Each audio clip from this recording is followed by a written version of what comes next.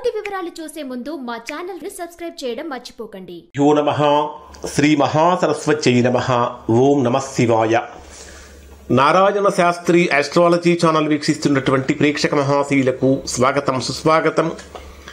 ఈరోజు మనము 2025వ సంవత్సరం ఆగస్టు నెల 1వ తేదీ నుంచి 15వ తేదీ వరకు కుంభరాశిలో జన్మించినటువంటి వారికి ఏ విధంగా ఉందో తెలుసుకుందాం.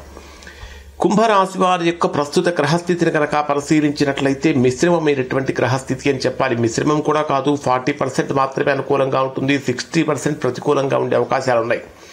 ఈ రాశి ఫలితాలు విన్నటువంటి వారు ఎవరో దయచేసి భయపడకండి, బాధపడకండి, అలానే ఆనందం కూడా అక్కర్లేదు. ఎందుకంటే మనం చెప్పేటటువంటి ఫలితాలు గోచారాన్ని ఆధారంగా చేసుకొని చెప్తున్నాం. మీ వ్యక్తిగత జాతకంలో ఎలాంటి దోషాలు కనుక లేకపోతే బ్రహ్మాండమైన ఫలితాలు పొందుతారు. కానీ గోచార రీత్యా ప్రస్తుతం జరుగుతున్నటువంటి ఒక కొంచెం ఇబ్బందికరమైన పరిస్థితి ఏంటంటే కుంభరాశి వారికి అష్టమ స్థానంలో కుజుడు సంచరిస్తున్నాడు. అష్టమ స్థానం అనేది ఆయుష్కు, ఆరోగ్యానికి, ఆకస్మికమైన ఖర్చులకు, నష్టాలకు, ప్రమాదాలకు ప్రధానంగా చెప్పాలంటే కుంభరాశి వారికి దశమ స్థానాధిపతి, ఉద్యోగ స్థానాధిపతి. కాబట్టి ఉద్యోగ సంబంధమైనటువంటి విషయాలకు, తీవ్రమైన ఒత్తిడికి సంబంధించినటువంటి స్థానం. ఎప్పుడైతే అష్టమ స్థానంలో కుజుడు యొక్క సంచారం అనేటటువంటి జరుగుతుందో ఇప్పుడు చెప్పినటువంటి అన్ని విషయాలలో కూడా కొంచెం ఇబ్బందికరమైన ఫలితాలు కనిపిస్తాయి. ఇంకొకటి ఏంటంటే మీ రాస్యాధిపతి అయినటువంటి శని మీ రాశికి 2వ స్థానంలో ధనస్థానంలో సంచరిస్తున్నాడు. కుజ శని గ్రహాలు రెండూ కూడా ఎలా ఉన్నాయి? పరస్పర దృష్టితో అంటే వీక్షణంతో ఉన్నాయి. ఈ రెండు గ్రహాలు కూడా 180 డిగ్రీస్లో దృష్టిలు, రెండు శత్రుగ్రహాల యొక్క దృష్టి జరుగుతున్నప్పుడు ప్రధానంగా కుంభరాశి వారికి ఎక్కడ జరుగుతుంటే 2వ స్థానం మీద మరియు 8వ స్థానం మీదనే ఈ గ్రహాల యొక్క ప్రభావం ఉంది. కాబట్టి ఆర్థికపరమైనటువంటి విషయాలలో కానీ, మాట్లాడేటటువంటి మాటలకు సంబంధించినటువంటి విషయాలలో కానీ, ఆరోగ్యపరమైనటువంటి విషయాలలో కానీ చాలా చాలా జాగ్రత్తలు పాటించాలి. ఇది మాత్రమే కాకుండా మీ జన్మరాశికి 6వ స్థానంలో రవి బుధ గ్రహాల యొక్క సంచారం జరుగుతున్నది. ఈ రెండు గ్రహాలు అంటే రవి బుధ గ్రహాలను ఏమంటారంటే బుధాదిత్య యోగం. రవి మీ జన్మరాశికి సప్తమాధిపతి అయినటువంటి రవి బుధుడితో కలిసినప్పుడు మీ యొక్క ఆలోచన విధానం మందగిస్తుంది అని చెప్పాలంటే షార్ప్గా నిర్ణయించుకోలేకపోతారు. విపరీతమైనటువంటి ఒత్తిడి కారణం చేత బాగా ఆలోచించి రాంగ్ డెసిషన్స్ తీసుకునే అవకాశాలు ఉంటాయి. కాబట్టి ఈ మాసంలో మీరు ఏదైనా నిర్ణయం తీసుకోవాలనుకున్నప్పుడు మీరు సొంతగా తీసుకోకుండా మీకు బాగా కావలసినటువంటి వ్యక్తుల యొక్క సూచనలు, సలహాలు పాటించడం అనేటటువంటిది ఈ రాశి వారికి ప్రధానంగా చెప్పదగిన సూచన. ఇప్పుడు ఎవరైతే నిరుద్యోగులుగా ఉన్నటువంటి వారు ఉన్నారో వారు ఈ మాసంలో ఎంత ప్రయత్నించినా కొంచెం ప్రతికూలమైన ఫలితాలే కలుగుతాయి. అలానే అంటే ఎవరైతే ఉద్యోగంలో ప్రాబ్లమ్స్ ఫేస్ చేస్తూ ఉన్నారో అటువంటి వారికి వాటి యొక్క తీవ్రత కొద్దిగా పెరిగి ఇంకా ఇబ్బంది కలిగించేటటువంటి ఫలితాలు కూడా ఉంటాయి. ప్రధానంగా ఈ రాశి వారికి చెప్పేటటువంటి సూచన ఏంటంటే ఆవేశంతో కాకుండా ఆలోచనలతో మాత్రమే పనులు చేయాలి. డే వైజ్గా పరిశీలిస్తే ఈ రాశి వారికి ఏ విధంగా ఉంటుందంటే 1వ తేదీ నుంచి 2వ తేదీ వరకు ఉండేటటువంటి ఈ రాశిని కనుక ఈ రోజులు కనుక పరిశీలించినట్లయితే ఇక్కడ మీకు విదేశీ సంబంధమైనటువంటి ప్రయోజనాలు కానీ, ధర్మ సంబంధమైనటువంటి ప్రయాణాలు కానీ కల్పిస్తాయి. కానీ తాత్కాలికమైనటువంటి మానసికమైన ఆందోళనలు కనిపిస్తూ ఉన్నాయి. కానీ పంచమ స్థానంలో సంచరించేటటువంటి గురు శుక్ర గ్రహాల యొక్క ప్రభావం కారణం చేత విద్యార్థులు చాలా గొప్ప ఫలితాలు పొందే అవకాశాలు కూడా కనిపిస్తున్నాయని చెప్పాలి. అలానే ఇక్కడ మీకు ఈ కుజ రాహు గ్రహాల యొక్క షష్టాష్టక సంబంధం కూడా కొంచెం ఆరోగ్యపరమైన ఇబ్బంది కలిగిస్తూ ఉంటుంది. అలానే 1-2వ తేదీలు కనుక పరిశీలిస్తే ఉద్యోగస్తులకు పని పరంగా విపరీతమైన ఒత్తిడి కూడా పెరిగే అవకాశం ఉంటుంది. వ్యాపార పరంగా కనుక తీసుకుంటే రావాల్సినటువంటి లాభం కొద్దిగా తగ్గే అవకాశాలు కనిపిస్తూ ఉంటాయి. ఇక్కడ మీరు ఖచ్చితంగా చేయవలసినటువంటి పరిహారం ఏమిటంటే ప్రతిరోజు ఖచ్చితంగా సింధూరం ధరించండి. సింధూరం ధరించి హనుమాన్ చాలీసా పారాయణ చేయడం వల్ల మంచి ఫలితాన్ని పొందుతారు. ఇక ఈ రాశిలో జన్మించినటువంటి వారు అంటే 2వ తేదీ రాత్రి నుంచి 5వ తేదీ ఉదయం వరకు ఉండేటటువంటి సమయాన్ని కనుక పరిశీలిస్తే ఇది మిశ్రమమైనటువంటి ఫలితాన్ని ఇస్తుంది. కానీ కొంచెం ప్రతికూలతలు అయితే ఉన్నాయి. కాబట్టి హనుమాన్ చాలీసా పారాయణ చేయండి.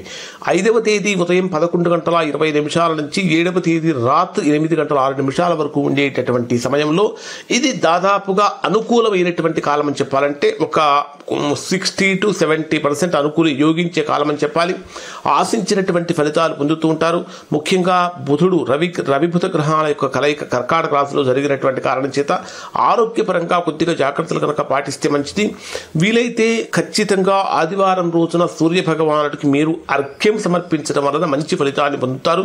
అలానే ఆకుపచ్చ రంగు వస్త్రాలను దానం చేయటం వలన మీకు అంటే 6వ స్థానంలో సంచరించేటటువంటి బుధుడు యొక్క అనుగ్రహం కూడా కలుగుతుంది.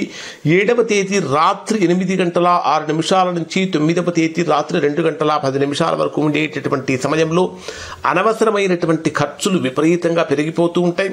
శరీరం కూడా ఏదో బలహీనంగా మారుతుందా అనేటటువంటి భావన కలుగుతుంది. కొంచెం నీరసము నిస్సత్తువ పెరిగిపోతూ ఉంటుంది. అన్ని సమస్యలకి నిద్ర లేకపోవటమే ప్రధానమైనటువంటి కారణంగా ఉంటుంది. లేదా ప్రయాణపరమైనటువంటి ఒత్తిడులు ఎక్కువగా పెరిగిపోతూ ఉంటాయి. ప్రధానంగా చెప్పాలంటే శనికేతు గ్రహాల యొక్క షష్టాష్టక సంబంధం యొక్క ప్రభావం కారణం చేత కూడా మానసికమైనటువంటి స్థిరత్వం తగ్గే అవకాశాలు ఉంటాయి.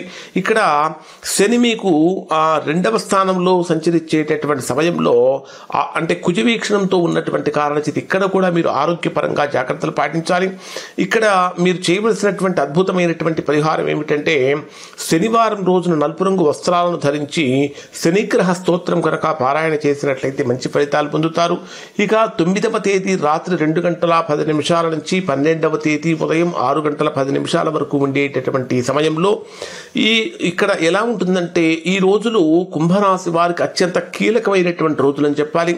చంద్రరాహు గ్రహాల యొక్క కలయిక అనేటటువంటిది ఏం చేస్తుందంటే కొంచెం అపరాధ భావన కలిగిస్తుంది. గతంలో నేను ఆ విధంగా చేయకుండా ఉంటే బాగుండేది, వాళ్ళతో అలా మాట్లాడకుండా ఉంటే బాగుండేది, నేను అనవసరంగా తొందరపడ్డాను అంటే గతంలో జరిగిపోయినటువంటి సంఘటనలు ఒక్కసారి పునరాలోచించుకొని అపరాధ భావన కలిగించే అవకాశాలు ఉన్నాయి.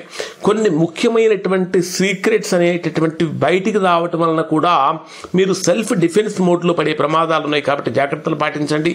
ముఖ్యమైనటువంటి వ్యవహారాలలో తప్పుడు నిర్ణయాలు తీసుకోవటం, రాంగ్ డెసిషన్, మొదట్లో చెప్పాను బాగా ఆలోచించి రాంగ్ డెసిషన్స్ తీసుకుంటారు అని.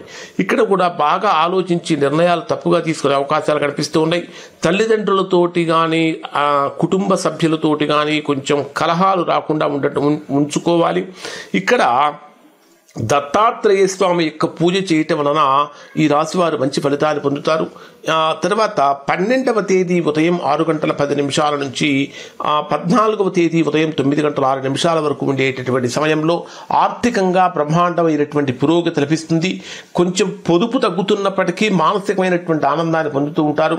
అయితే గురు శుక్ర గ్రహాల యొక్క ప్రభావం కారణం చేత పెట్టుబడులు పెట్టేటటువంటి వారికి బ్రహ్మాండమైన లాభాలు కూడా కలుగుతాయి. ఇక్కడ మీరు చేయవలసినటువంటి పరిహారం ఏమిటంటే శనివారం రోజున ఏదైనా సరే పక్షులకు ఆహారం కనుక సమర్పించినట్లయితే మంచి ఫలితాన్ని పొందుతారు.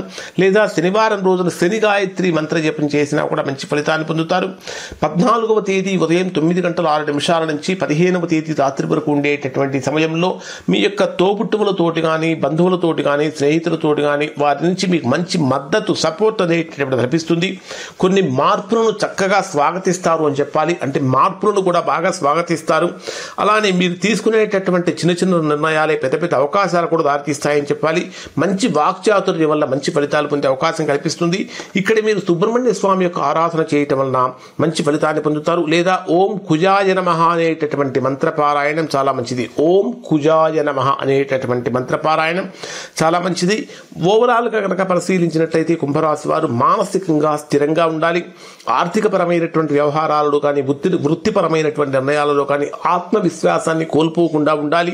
అలానే ఈ కుజశని గ్రహాల యొక్క వీక్షణం కానీ శనికేతు గ్రహాల యొక్క షష్టాష్టక సంబంధం ఈ కారణం చేత ఒత్తిడి యొక్క తీవ్రత పెరుగుతుంది. కార్యసిద్ధిలో ఆటంకాలు కలిగే అవకాశాలు ఉన్నాయి. కాబట్టి ఇప్పుడు చెప్పినటువంటి పరిహారాలు కనుక పాటించినట్లయితే మంచి ఫలితాలు పొందే అవకాశం ఉంటుంది. ఇవి కుంభరాశి వారికి సంబంధించిన ఫలితాలు. శుభం.